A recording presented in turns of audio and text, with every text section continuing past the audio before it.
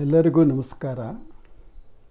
ಈ ಸಂಚಿಕೆಯನ್ನು ಪ್ರಾರಂಭ ಮಾಡೋದಕ್ಕಿಂತ ಮುಂಚೆ ಒಂದು ಮನವಿ. ಈ ಸಂಚಿಕೆ ತಯಾರು ಮಾಡೋದ್ರಲ್ಲಿ ಬಹಳ ತಡ ಆಗಿದೆ. ನಾನಾ ಕಾರಣಗಳಿಂದ ವಿಳಂಬವಾಗಿದೆ, ಕ್ಷಮೆ ಇರಲಿ. ಇಂದಿನ ಸಂಚಿಕೆಯಲ್ಲಿ ಭಗವದ್ಗೀತೆಯ ಸಂದೇಶವನ್ನು ನಮ್ಮ ಜೀವನದಲ್ಲಿ ಅಳವಡಿಸ್ಕೊಳ್ಬೇಕಾದ್ರೆ ಮುಖ್ಯವಾಗಿ ನಾವು 10 ವಿಷಯಗಳನ್ನು ಜ್ಞಾಪಕ ಇಟ್ಕೊಂಡಿರಬೇಕು. ಅದರಲ್ಲಿ ಮೊದಲನೇ ವಿಷಯದ ಬಗ್ಗೆ ನಾವು ಪ್ರಸ್ತಾಪ ಮಾಡ್ತಾಯಿದ್ವಿ. ಅದಂದರೆ ಏನದು? ನಾನು ಅಂದರೆ ಏನು ಅನ್ನೋದನ್ನು ಸರಿಯಾಗಿ ಅರ್ಥ ಮಾಡ್ಕೊಳ್ಬೇಕು. Life is A journey of self Discovery ಅಂತಾರೆ.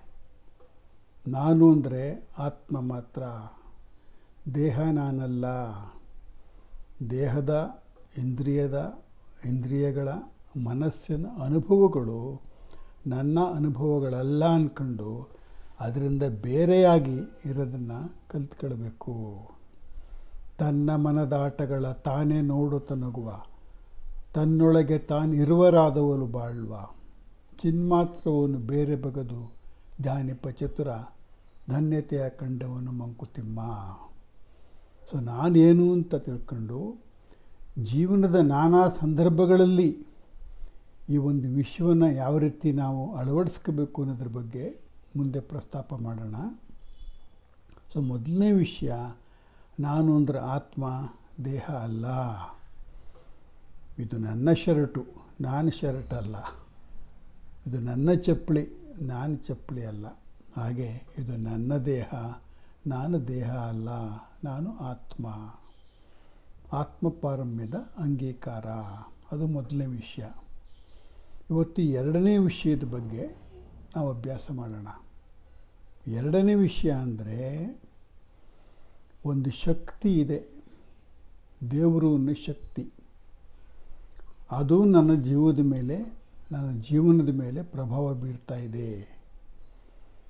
ಆ ಒಂದು ಶಕ್ತಿಯ ನಿಯಮಗಳಿಗೆ ಬದ್ಧನಾಗಿ ನಾವು ಜೀವಿಸಬೇಕು ಮತ್ತು ಆ ಶಕ್ತಿಗೆ ನಾವು ಶರಣಾಗಬೇಕು. ಇದು ತಿಳ್ಕೋಬೇಕು. ಈಶ್ವರ ಅಧಿಕಾರದ ಅಂಗೀಕಾರ ನಮ್ಮ ಜೀವನದಲ್ಲಿ ಪ್ರತಿಯೊಬ್ಬರಿಗೂ ಇದು ಗೊತ್ತಿರಬೇಕು. ಎಲ್ಲ ನಾವು ಅಂದ್ಕೊಂಡಾಗೆ ಆಗೋದಿಲ್ಲ. ಇನ್ನೊಂದು ಶಕ್ತಿ ಇದೆ, ದೇವರು ಅನ್ನೋ ಶಕ್ತಿ. ಅದರ ಪ್ರಕಾರ ನಾವು ನಡಿಬೇಕು. I am only a co-author of my life, the main author is God ಅನ್ನೋದನ್ನು ಅರ್ಥ ಮಾಡಿಕೊಂಡು ಜೀವನದಲ್ಲಿ ತೊಡಗಿಸ್ಕೊಳ್ಬೇಕು.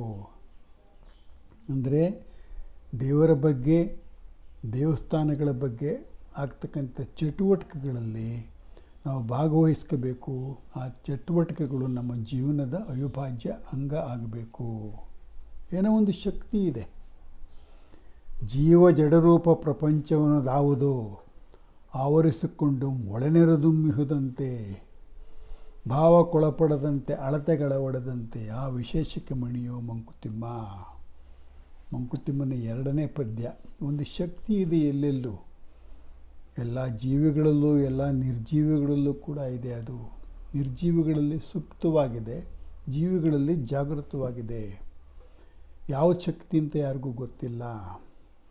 ಅದ್ರಾಗ ನಾವು ಶರಣಾಗಬೇಕು. ಮರಳುಮುನಿಯನ ಕಗ್ಗದ 506 ಪದ್ಯ 506. ಯಾವುದೋ ಒಂದಿಹುದು, ವಸ್ತುವೋ ಸತ್ವವೋ ಭಾವಮಹಿಮೆಯೋ ತೇಜವೋ ಗುಣವೋ ಏನೋ, ಕಾವುದೆಲ್ಲವನು ತಾಂ ತಿವಿ ಮರೆಯಾಗಿಹುದು, ದೈವ ಬಂದದನು ಕರೆ ಮರಳುಮುನಿಯ.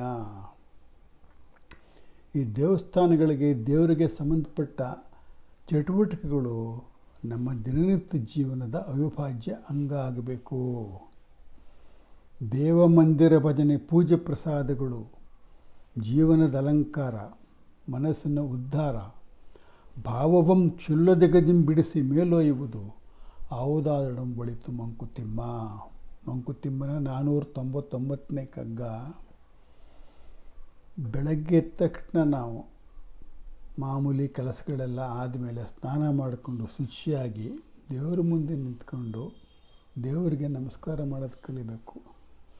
ದೇವಸ್ಥಾನಕ್ಕೆ ಹೋಗೋದು, ಭಜನೆ, ವಂದನೆ, ಪ್ರಾರ್ಥನೆ, ಪ್ರದಕ್ಷಿಣೆ, ತೀರ್ಥ, ಪ್ರಸಾದ, ಭಕ್ತಿ ಇವೆಲ್ಲ ನಮ್ಮ ದಿನನಿತ್ಯ ಜೀವನದಲ್ಲಿ ಹಾಸುಹೊಕ್ಕಾಗಿರಬೇಕು. ಏನೋ ಒಂದು ಗುಡಿಯ ಪೂಜೆಯೋ, ಕಥೆಯೋ, ಸೊಗಸು ನೋಟವೋ, ಹಾಡೋ, ಬಡವರಿಗೆ ಉಪಕೃತಿಯೋ ಆವುದು ಮನದ ಬಡಿದಾಟವನ್ನು ನಿಲ್ಲಿಸಿ ನೆಮ್ಮದಿಯನ್ನು ನೀವು ಒಡೆಯದೆ ಬಿಡುಗಡೆಯ ಜೀವಕ್ಕೆ ಮಂಕುತಿಮ್ಮ. ಏನೋ ಒಂದು ದೇವರ ಚಟುವಟಿಕೆಗಳು ನಾವು ತೊಡಗಿಸ್ಕೊಂಡ್ರೆ ಆಗ್ತಕ್ಕಂಥ ಪ್ರಯೋಜನ ಅಂದರೆ ದಿನನಿತ್ಯ ಜೀವನದ ಜಂಜಾಟಗಳಿಂದ ನಮಗೆ ಸ್ವಲ್ಪ ರಿಲೀಫ್ ಸಿಗುತ್ತೆ. ಈ ಸಾಂಸಾರಿಕ ಸಮಸ್ಯೆಗಳು ನಿಕೃಷ್ಟ ಆಗಿ ಉತ್ಕೃಷ್ಟದ ಕಡೆಗೆ ಮನಸ್ಸು ಹೋಗುತ್ತೆ. ಯಾವ ರೀತಿ ಅಂದರೆ ಒಂದು ಮರದಲ್ಲಿ ಸಾವಿರಾರು ಎಲೆಗಳಿರುತ್ತೆ.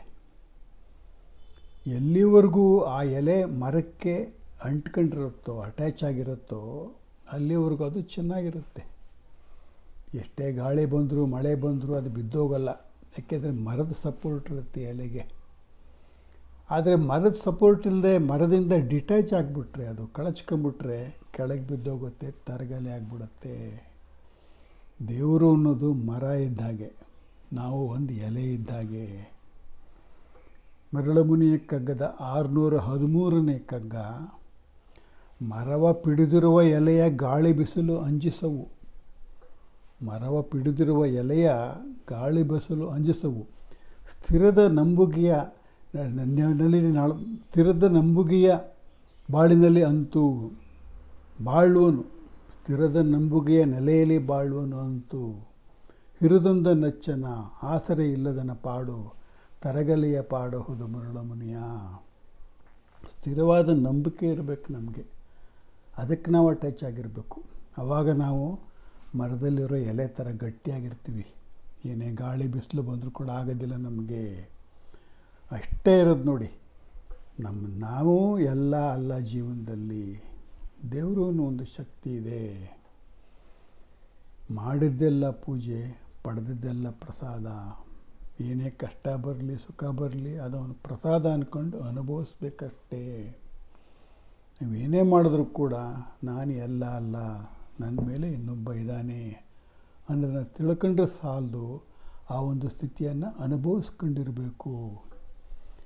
ಯಾವಾಗ ನಾವು ದೇವ್ರಿಗೆ ಶರಣಾಗ್ತೀವೋ ಆವಾಗ ಅವನು ನಮ್ಮನ್ನು ನೋಡ್ಕೊಳ್ತಾನೆ. ನಮ್ಮ ಜವಾಬ್ದಾರಿ ಅವನಾಗ್ಬಿಡುತ್ತೆ.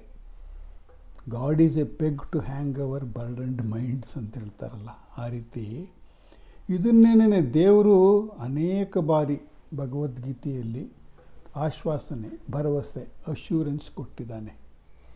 9ನೇ ಅಧ್ಯಾಯದ 22ನೇ ಶ್ಲೋಕ. ಅನನ್ಯಾಶ್ಚಿಂತೆಯಂತೋ ಮಾಂ ಯೇ ಜನ ಪರ್ಯುಪಾಸತೆ ತೇಷಾಂ ನಿತ್ಯಾಭಿಯುಕ್ತಾನಾಂ ಯೋಗಕ್ಷೇಮಂ ವಹಾಮ್ಯಹಂ. ಅವರ ಯೋಗಕ್ಷೇಮವನ್ನು ನಾನು ವಹಿಸ್ಕೊಳ್ತೀನಿ. ಯಾರು ನನ್ನಲ್ಲಿ ನಂಬಿಕೆ ಇಟ್ಟಿರ್ತಾರೋ. ತಮೇವ ಶರಣಂ ಗಚ್ಚ ಸರ್ವಭಾವೇನ ಭಾರತ ತತ್ಪ್ರಸಾದಾತ್ ಪರಾಂ ಶಾಂತಿಂ ಸ್ಥಾನಂ ಪ್ರಾಪ್ಸ್ಯಸಿ ಶಾಶ್ವತಂ. 18ನೇ ಅಧ್ಯಾಯದ 62ನೇ ಶ್ಲೋಕ. ಭಾಳ ಜನಪ್ರಿಯವಾಗಿರೋದು ಇನ್ನೊಂದಿದೆ. 18ನೇ ಅಧ್ಯಾಯದ 66ನೇ ಶ್ಲೋಕ. ಸರ್ವಧರ್ಮಾನ್ ಪರಿತ್ಯಜ್ಯ ಮಾಮೇಕಂ ಶರಣಂ ವಜ ಅಹಂ ತ್ವಾ ಸರ್ವ ಪಾಪೇಭ್ಯೋ ಮೋಕ್ಷಯಿಷ್ಯಾಮಿ ಮಾ ಶುಚಃ. Don't grew. ದುಃಖಿಸಬೇಡ, ಯೋಚನೆ ಮಾಡಬೇಡ.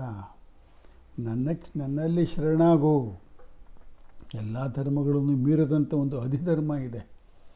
ಆ ಸ್ಥಿತಿಗೆ ಬಾ. It's a non dual state. Don't get caught in the prison of this religious beliefs.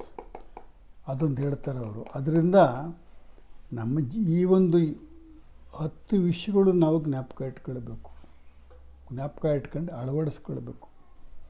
1ನೇ ವಿಷಯ ಅಂದರೆ ನಾನು ಅಂದರೆ ಏನು, ಆತ್ಮ ದೇಹ ಅಲ್ಲ ತಿಳ್ಕೋಬೇಕು. 2ನೇದು I am only a co-author of my life, God is the main author. ದೇವರು ಅನ್ನೋ ಶಕ್ತಿ ಇದೆ. ಆ ಶಕ್ತಿಯ ನಿಯಮಗಳಿಗೆ ಬದ್ಧನಾಗಿ ನಾನಿರಬೇಕು. ಅದೊಂದು ಅಹಂಭಾವ ಇರಬಾರ್ದು ನಮಗೆ. ಶರಣಾಗತಿ ಭಾವ ಇರಬೇಕು.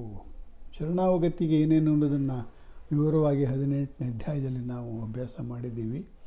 ಭಕ್ತಿ ಇರಬೇಕು. ಭಕ್ತಿ ಅಂದರೆ ಆತ್ಮಸಮರ್ಪಣೆ, ಸಾರ್ವಾತ್ಮ ಭಾವ, ಜ್ಞಾನದ ಪರಾಕಾಷ್ಠೆ. ಆತ್ಮಸಮರ್ಪಣೆ ಭಕ್ತಿಯ ಪರಾಕಾಷ್ಠೆ. ಇವೆರಡರಿಂದ ಶರಣಾಗತಿ ಆಗುತ್ತೆ. ಇದು 2ನೇ ವಿಷಯ. ಇನ್ನೂ 8 ವಿಷಯಗಳು ಯಾವುದು ಅನ್ನೋದನ್ನು ಒಂದೊಂದಾಗಿ ಮುಂದಿನ ಸಂಚಿಕೆಯಿಂದ ಅಭ್ಯಾಸ ಮಾಡೋಣ. ನಮಸ್ಕಾರ.